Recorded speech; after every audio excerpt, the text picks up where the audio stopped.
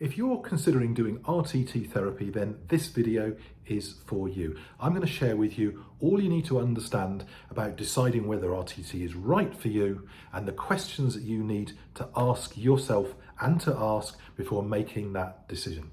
I'm Jonathan Butler and I am one of the world's most experienced RTT therapists. I was one of the first people ever trained. I've worked with thousands of people using RTT. So I want to share with you my views, my experience of the things that you need to be aware of. So in this video, I am going to go through what you need to understand. I'm going to share with you how RTT works at a high level, because when you understand how RTT works, you can understand why it works and why it could work for you. I'm then going to share with you what sort of things it's really helpful for. I'm going to share with you as well what sort of people get great results with RTT and what sort of things might be going on for people when they won't get such great results from RTT. I'm also going to share with you then, if you decide that you do want to do RTT, if you do think it's the right thing for you, how to go about choosing a therapist, because that's really, really important. Not just to decide that this is right for you, but to work with the right person for you. So I hope you get value out of this video. If you do, please do like, please do subscribe and get early access to all my videos on RTT, on hypnosis and hypnotherapy. It will really help you be informed to get the best out of doing therapy. So if you're considering doing RTT, there's a fair chance that you have already done a lot of therapy. So most people who come to me, and I'm sure many of you have probably done counselling, you've maybe done CBT, you've maybe done even some alternative kind of things as well, maybe EMDR, acupuncture, all sorts of things you may have tried. And maybe some of these things have been useful for you, they've been helpful, they've given you some kind of insights. But most people who come to me, having done those kind of talking therapies, traditional therapies, find that, well, they've got some kind of understanding, they're still stuck in the problem. It hasn't actually moved things forward for them, hasn't actually fixed anything. And that is where RTT comes in. So RTT is quite a disruptive kind of therapy, because if you've been in therapy, you'll know that the norm, the expectation is that you go along and see somebody week after week, month after month, and even sometimes year after year. And you keep talking about the problem, you keep discussing the problem. RTT is really, really different, because the idea of RTT is to get you where you want to get to in between 1 and 3 sessions, to move you from that place where you don't want to be, where you may have been stuck for years or even much of your life, to that place where you want to be in 1 to 3 sessions. Okay, so it's designed to be quick, to get you quick results. And it's designed also to be focused upon moving you forward, because the idea of RTT is not to keep dwelling on the problem, not to keep taking you back to the problem, but actually to move you towards where you want to go to. Because if we give our problems, our past, the issues we've had, if we're just focusing on those all the time, we make them bigger than what it is we want, where we want to get to. So we're creating a roadmap for your mind to actually move you forward. That's what RTT is about. Now, if you're considering doing RTT, you've probably heard and read lots of different opinions, lots of different viewpoints. You've probably seen the Marissa Peer, the RTT marketing, you've maybe heard some of the sales messages, spiels, and it all sounds amazing, and obviously they're going to tell you all the amazing things.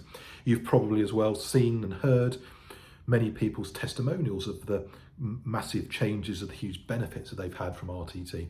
Then you may well hear some negatives, because there will be people who it hasn't worked for, who haven't got the results they expected.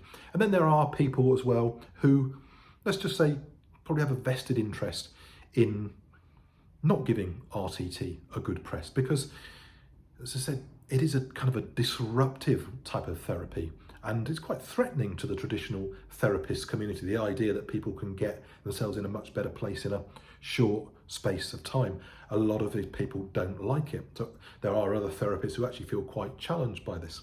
And just to put this into context, going back a few years now, I had somebody, I was working in the organisation at the time, and I had somebody book a session with me. They booked a session with me, and it became quite apparent early on in the session that they were quite cagey about what they wanted to tell me. Didn't really want to answer a lot of my questions. There was something not quite right about it, but that's fine. Sometimes that happens with people. People aren't ready to share things, and I'll do the best that I can to get people in a better place. So we did this single RTT session a few weeks down the line, which is part of the process. We have a review to review where people have got to, what progress have they made. And this gentleman came onto the call, and he started to tell me the reality that he was there because he ran a hypnotherapy training school. He'd heard about RTT. He thought it was a load of rubbish, didn't like it, and wanted to prove that it didn't work. So he did this session with me, and he spent maybe 15, 20 minutes telling me all these things, telling me all the things he didn't like about it. And then towards the end of it, he conceded that actually he had seen some big shifts. He'd seen things shift that he hadn't been able to shift, that people he trained hadn't been able to shift, and things that he didn't think were possible to fix.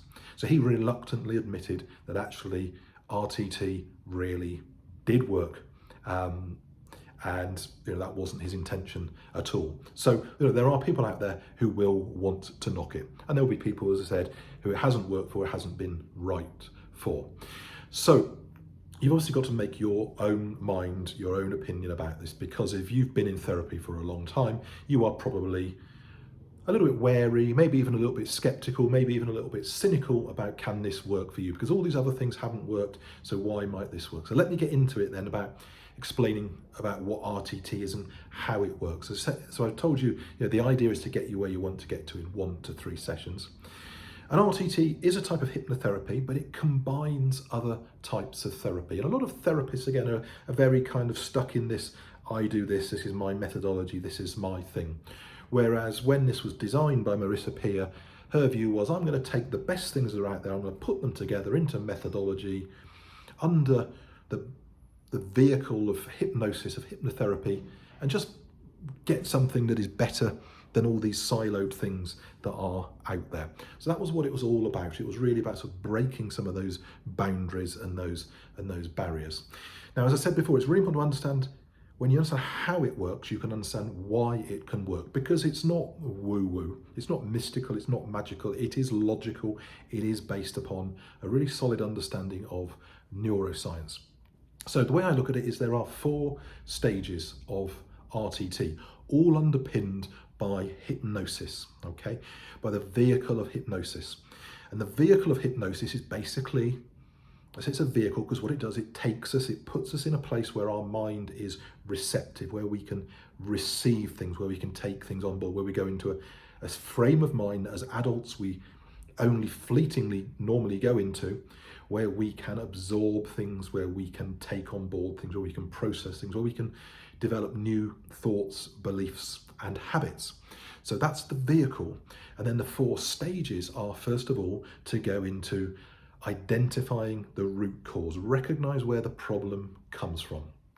When you recognize where that problem comes from, this is incredibly powerful, because if you've done therapy, traditional kind of therapies, you might understand that you're anxious because you had some childhood trauma. You might lack self-confidence because you were told you were no good at something. You understand that rationally, consciously, but you don't really understand it subconsciously. You don't understand what impact that had and what it's made you do.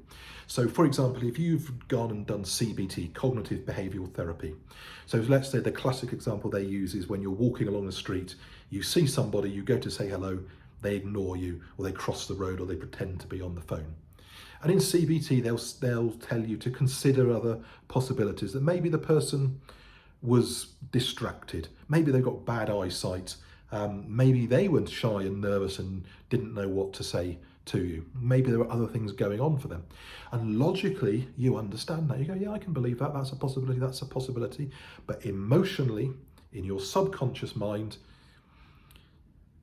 that belief you've got that they didn't speak to you because they don't like you or they don't want to speak to you, that will override any of that logical understanding. So that phase 1 in RTT is to get your subconscious mind to logically understand why you have the issue that you have, why you behave, why you think, why you do or avoid doing the things that are going on for you. So that's really important. And when you subconsciously understand that, then you are able to move on.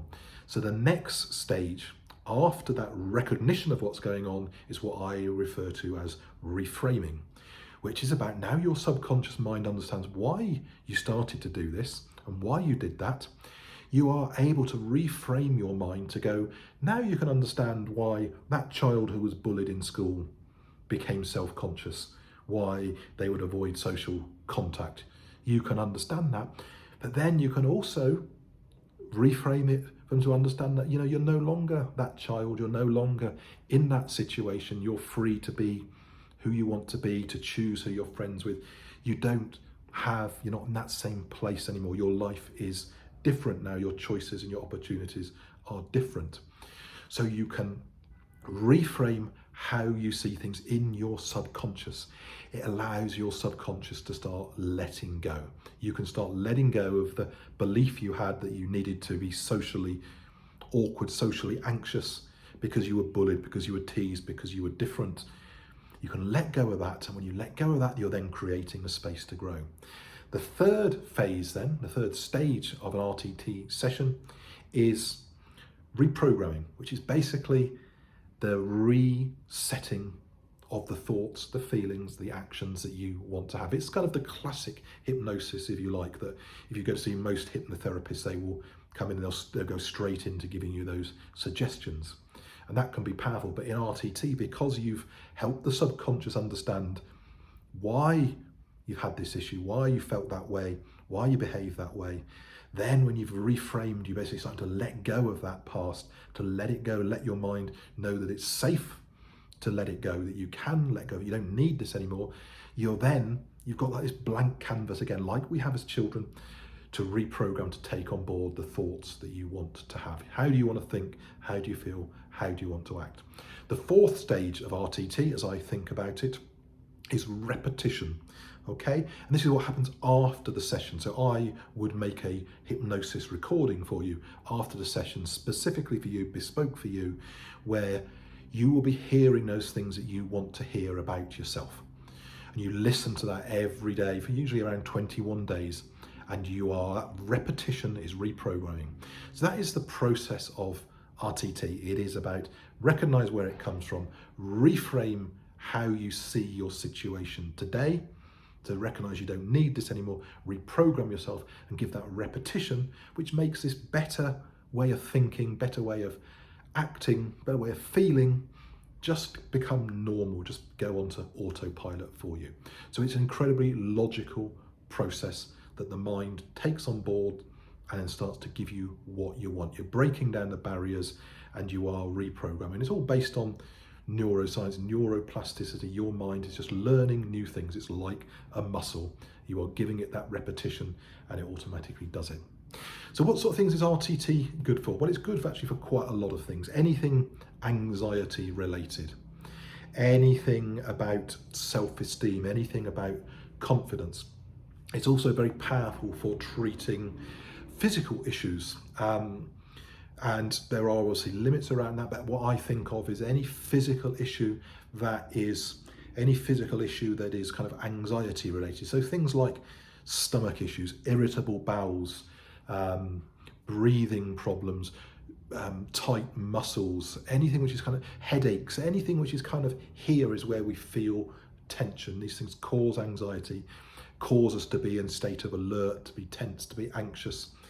It's really, really very powerful for those things. It's very powerful as well at helping wider physical issues. This is a more complex area, but it is definitely helpful. There's a lot of evidence how hypnotherapy in general can help with pain, because you can use it basically to dial down the nervous system, to create a nervous system where you're less anxious, where you're more calm, where you move out of that state of fight, flight, freeze, and you actually allow your body to relax. And when you allow your body to relax, when your nervous system is calm, your body is actually able to go back into its normal state where it can heal. And our bodies, have a phenomenal ability to heal.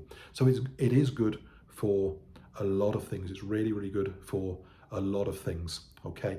Now, I would say there are some things where it is definitely much harder. So RTT can help with depression. It can be very good for depression, but it is a longer haul. Okay. It may well take 3 or 4 sessions. So it can definitely help with that, but it can be harder to get people out of that place. So something like anxiety is relatively straightforward to work with. Depression can be much more complicated. Complex physical issues. Can it reverse certain diseases? Well, it certainly can be very helpful for a lot of people. It can certainly help reduce pain. It can certainly give people faith. It can certainly give people belief. Can it cure things like autism and so on? No, and I don't think anyone should ever be claiming those kind of things. But what it can do, if I work with people who are autistic, for example, I help them feel good about themselves. I help them celebrate who they are, help them feel less anxious, help them feel more confident about themselves. So you see, it can be applied to lots and lots of things to help. And generally, when we feel good about ourselves, when we feel more relaxed, more calm, actually we get lots of physical benefits from that as well. So who is it good for? Well, it's good for, hypnosis can work for most people. The vast majority of people can be hypnotized, particularly I'd say pretty much anybody who wants to be hypnotized can be hypnotized. So people who you can't really work with it on, so we have to be very careful about working with anybody with certain medical conditions. So anyone who is prone to any kind of psychosis. I've never seen any issues with this. I've never even heard of anyone who's had any issues with it, but there are technically risks around. There are considered to be risks around that. So if anybody's got if anyone's got prescribed, diagnosed mental health conditions, that's something that needs to be considered very carefully in conjunction with a doctor as to whether that's appropriate. But it can be helpful, but that needs to be done in a very controlled, aware environment. People who are closed-minded. I once had somebody do a session with me. They were bought, my very early days, and now I always have an introductory call to make sure that I can help the person, that they're right for me. Back in the early days when I was working for somebody else, when I was working for Marissa's organisation, somebody came to me and bought a session as a present. They didn't want to be there. They were bought a session by a partner, and they really didn't want to be there. They were doing it to please their partner. So they didn't want to give up the thing they had an issue with. They didn't want to do it. They didn't want to be there. So people need to want to be there. People need to be able to sufficiently relax. Now, a couple of times for me during COVID, I had people who were hyper vigilant. I mean, they were literally seeing germs. They believed they could see the COVID virus floating around. They were in the room. They couldn't sit still, or on the phone, on a Zoom call. They couldn't sit still. They could just not relax sufficiently. So it's hard to help those people. But generally, most people who are open-minded, who want to be helped, who are able, you may well be anxious or nervous, that's normal, but you're able to relax sufficiently to be in the room, allow yourself to go with the process, they can be helped. But it's definitely not for closed-minded people who don't want to be there. As I said, if people have got a diagnosed mental health condition, that is something that needs to be considered very, very carefully as well. Okay, so I hope you found that useful. Now, as I said at the beginning, if you decide that RTT is the thing for you, if you'd like to give it a try and be open-minded to how it can help you, I hope you found this has helped you to understand how it works and therefore why it works, because it does get great results. It really does get phenomenal results. I've seen enormous shifts in people. I see it day in, day out with a whole range of things. So it can and it does get great results for people. But obviously, while the methodology is good, it is important to work with the right person for you. And that may just be about a fit. It may be about who you feel comfortable with. It may be about the experience that they have got. So it's really important to get somebody you feel comfortable with, who is competent, confident, because there are quite a few therapists out there now different levels of experience. Some are full-time, some are part-time, some specialise in certain areas. So choosing that right person is really, really important. And I've got videos specifically about that, about how to choose your right therapist, how to choose the right therapist for you, the questions that you need to ask them before deciding to go with that person. So decide if RTT is right for you, decide who is the right person for you. So I'll put the link below for the videos where you can decide, understand what it is you need to understand to get the right therapist for you as well. So I hope you found this useful. Please do like, subscribe. Please do put any questions you've got in the box below. And if you are considering doing RTT therapy, I work online with people all over the world. I work across a number of areas, so please do check out my website, which is www.myfitmind.co.uk. But again, the link is down below and also on my YouTube page.